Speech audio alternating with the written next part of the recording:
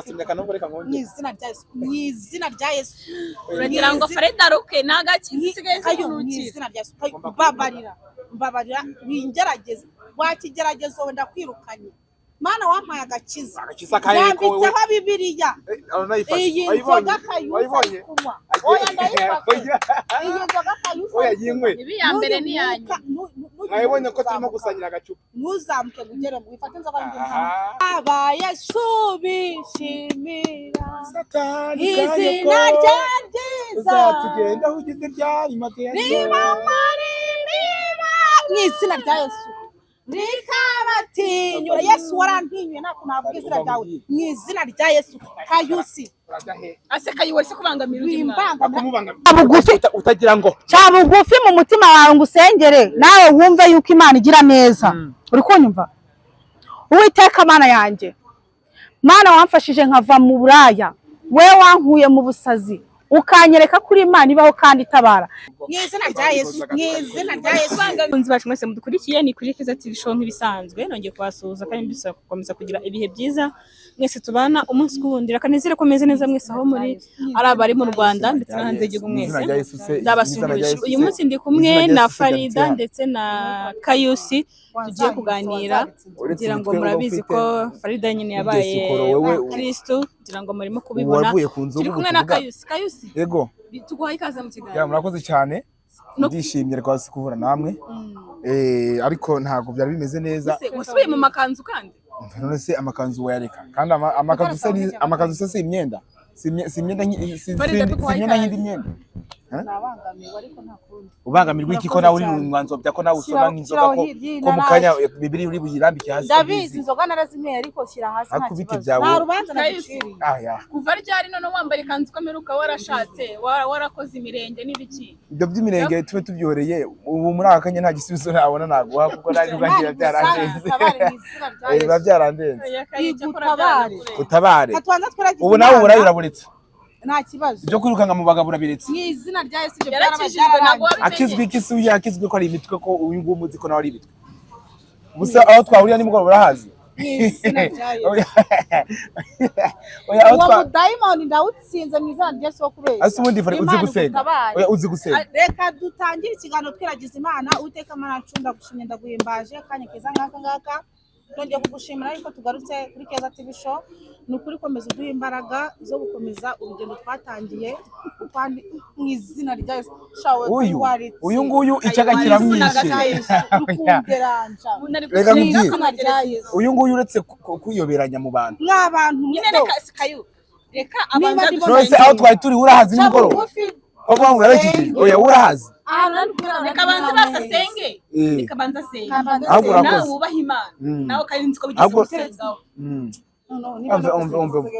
ubwicara kiramwisha ahubwo mukanya ari ibitayi gasome mukanya sengarari Kayusi basi ubaha Imana basi kuko Imana turayubatwese nawe wakijijwe urabizi Imana ikunda abanyabyaherega ikunda abanyabyaha nyine natwe ariko yanga icyaha ubuse we nta cyaha ukora mwe nta byaha mukorera Uwiteka Mana nkuraho uyu muzimo oya ariko susenga kangahe nkuraho uyu muzimo wo kwitwa reka nawe buriya nubwo wenda izina rya Yesu uba wamuje n'abesikoro ongera ububyuke muri Kayusi yo papa n'izina rya Yesu Kristo sonu ranambika inzoga ndimo ndasenga n'abatari wewe byaranze shaka abadamu njye nabo nibisengera buse wewe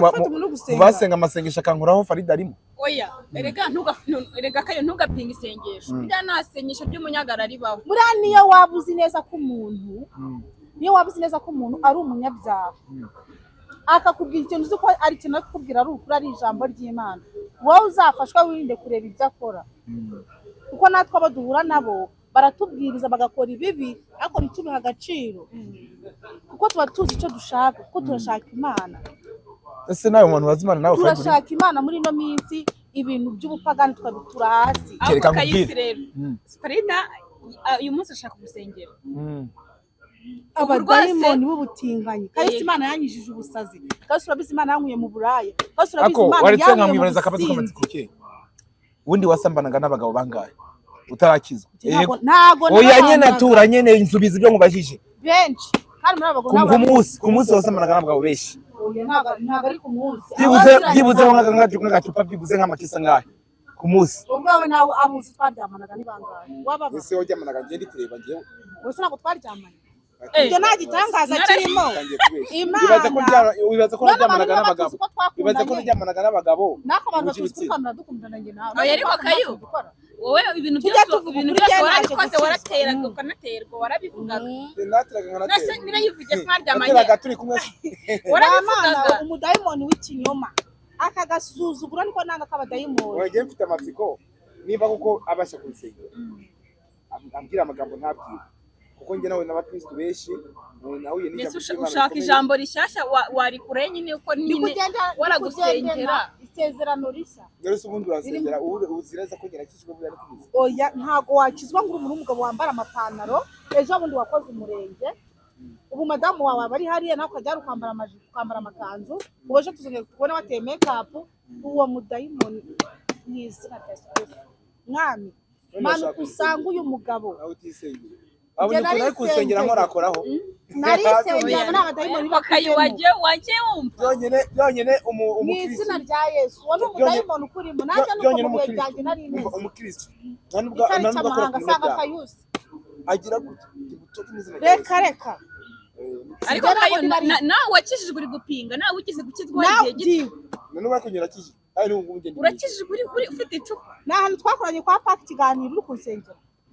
nananira n'ubu nagusengera nivuze ko nagusengera niba waraguye nkagirirwa wasenga uvuga ngo kika ubu hari ijambo yo gufata kugakiza gute ntagusengera mana y'isi n'ijuru mw'izina rya Yesu mw'izina rya Yesu mw'izina rya Yesu nubwo nabusubiyemo mana mw'izina rya Yesu mwami Farida afite ikintu cyiza uyu mudayimoni w'abagabo gusengera Kayusi ari kuvanga kunsengera yambaye amakanzu ari umuntu w'umugabo ese batuje babaza igusange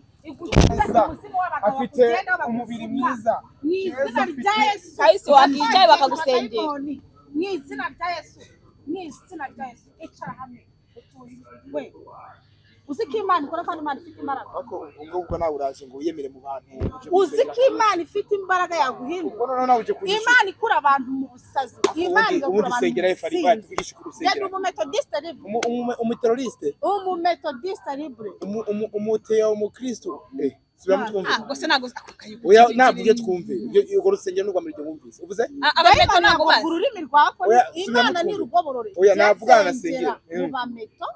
diste libre mu bameto babesko mw'izina rya Yesu kandi Kayu ntabwo uzumva we bizagorana kugira ngo wumve umuntu niba akubwiye ati reka ngusengere nkuko nawe wigize hari abo wigize gusengera wenda hano muri abo wasengeye nanjye ndimo ndabyemera asafari reka nemere wenda kuza Imana nemera wenda kwanakijijwe ase byibuse ndekano cy'Imana wenda nemere ko Farida yavuye mu byaha kuko nari naziririmbaga wasiririmbye wowe nitwa yego buri mana wabaye Imana buri mana wabaye Imana nyama mw'izina rya Yesu Kayusi reka dusenge reka turirimbe kandi umuraya ntuzabureka kandi jya Imana nayibonye mw'izina rya Kayusi Satani natsindwe Satani natsindwe mw'izina rya Yesu Kayu waretse ubuheheshi mw'izina rya Yesu Kayusi mw'izina toka Satani Kayusi ndekura ako amaya kabizo Farida ndekura ko mbizi neza ko nawe kararuka afite ko mbizi neza ko ubushe bwakwishe irari narabigize bihagije ubugendimo noneho sigaho nicyo kugendana Kayusi icara hano Kayusi cyabugufi musengera mudayimoni kuvemo cyabugufi ariko nawe banze tuze maze nkumve none se kushaka umusoma none se urashaka kunsoma mfite Bibiliya ndagenda n'isezerano risha ariko umusimu w'abagabo ndabiruka oya ugende kandi ushike burundu ushire kuko aba badayimoni bakingendaho izi ni imbaraga za Satani kandi wa Satani hejuru yawe hari Imana ni ukuvuga ngo nyine iyo ukijijwe ntabwo habura ibigusha nyine ibyo ni ibintu bisanzwe nawe uremera agakiza ka dayimoni irahaguruka nawe uremera agakiza ka Farida reka gusobanurira sinavuga ko mwemera Farida nabanza areke mukorogo ubundi akiza mukorogo se nicyaha mukorogo nicyaha guhindura umubiri ni icyaha waba ugiye kumera nka babandi bavuga ngo ubwo ngubwo wowe uravuga ubuzima ni icyaha ari ibyo ntabwo ujya ubana abagore basigisha abantu bose barisiga oya rese uzajya mu nsengero zose bavuga ko abantu bipfumura amatwi abantu bahindura umubiri bibumva nta mubiri wanjye napfumuye icyo nkora n'ubuzima yapfumuye kandi hari ino buri yari naturel nantu hose ino buri reka ngubwiye nimugambeshe ndi kureba oya Kayu ushaka kumuserereza ino buri yarasibamye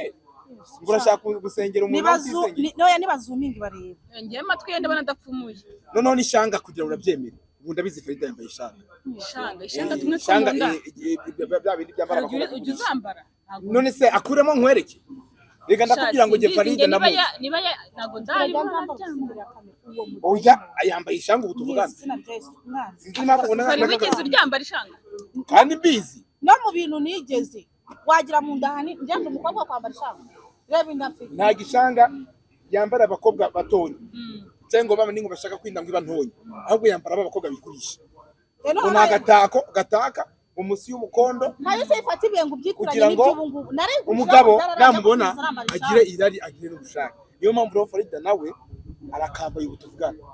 ariko afite Bibiliya arumva nyine ashika ariko kukubwira ko hari gihe cyagize nyine agikora ariko ubu ngubu yarahindutse ubu ngubu ni mushyashya ubu ndi kuvuga uburyohe bw'Imana ikimenyetso kikaza kuba kishwe Farida konye nkubona mu besikoro ko nkubonamo ibintu byo gucakura no bana guteka mitwe ko nkubonamo ibintu ndabemereye kabisa nabazanira turahura kenshi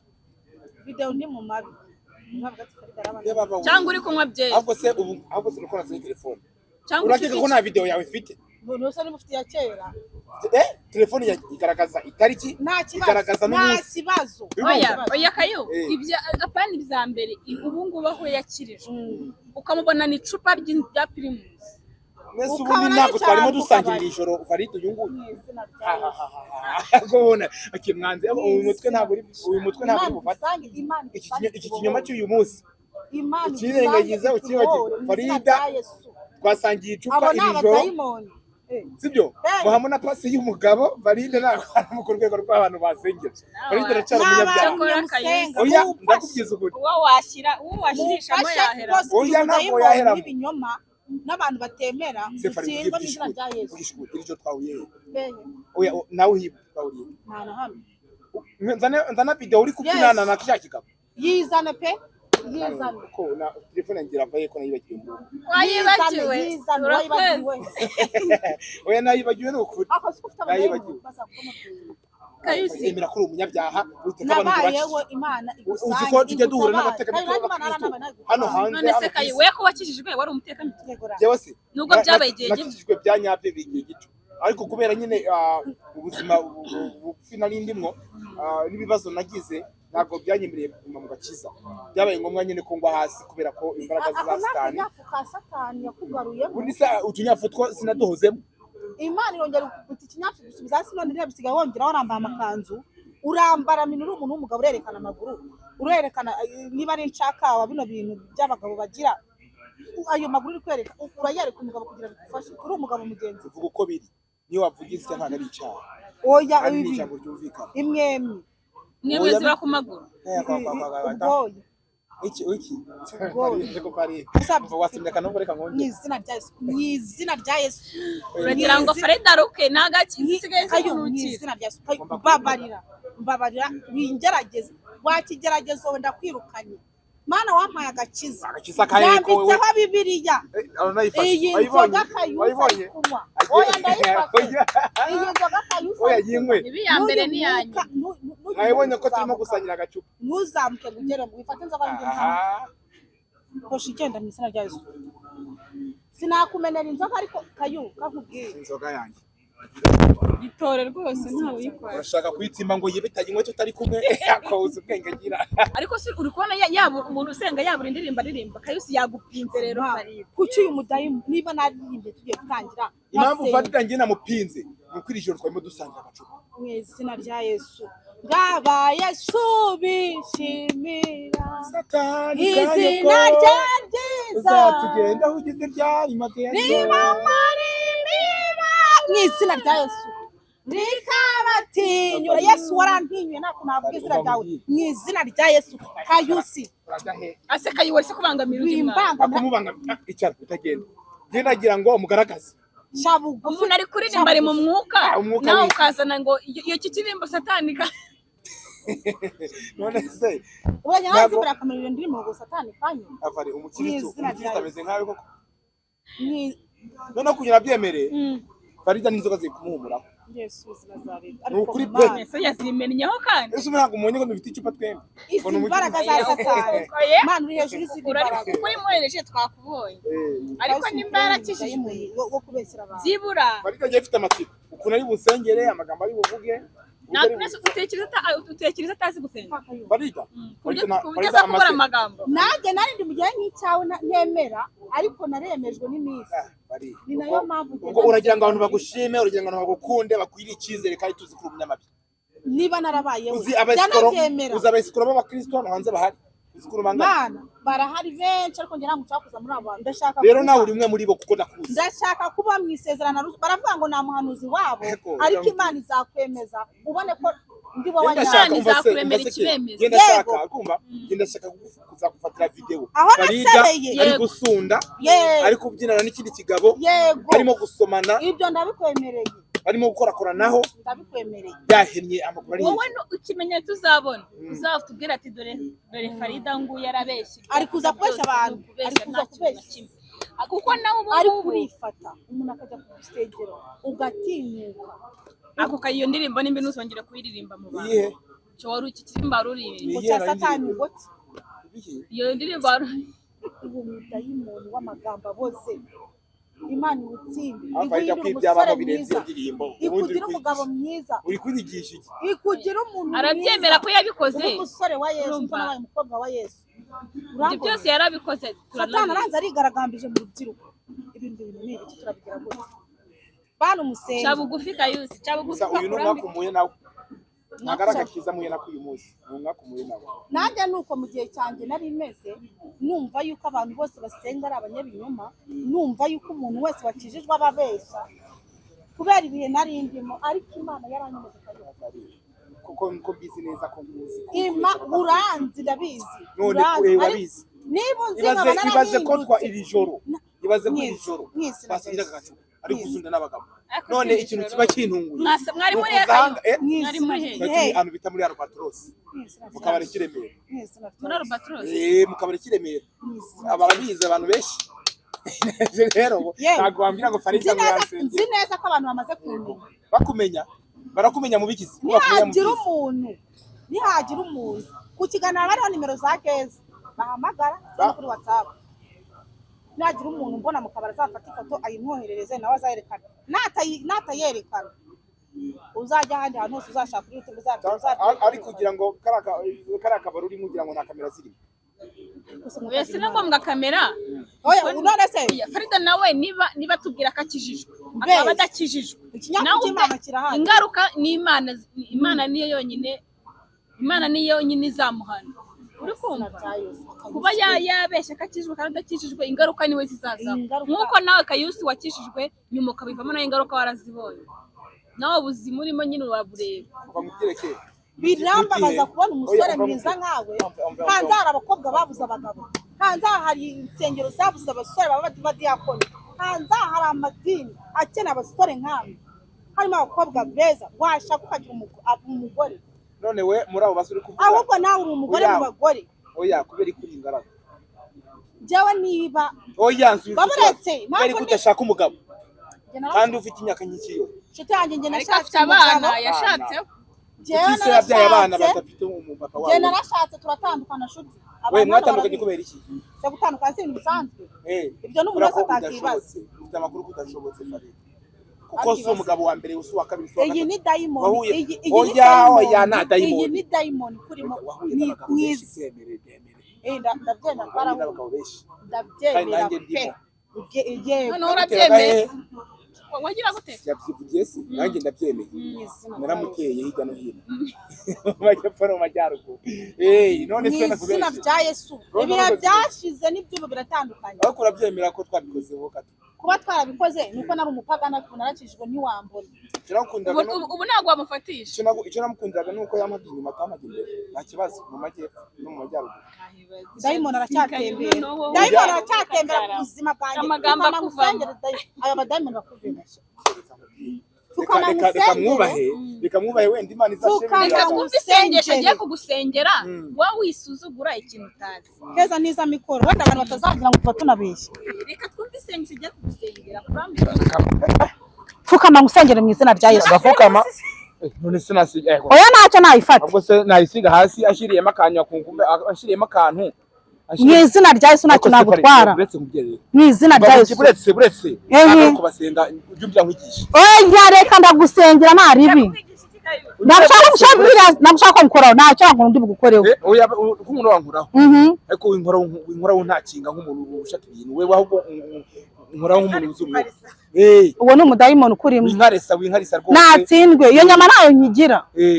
fata umwuka ndimo mu mutwe ukoraho gake ufata no mu gatuza ufite no kunda no ku bibero byanjye n'inyuma ukabuno dayimoni w'ubutinga nyumvemo no mu mugongo mbese ahantu hose ariko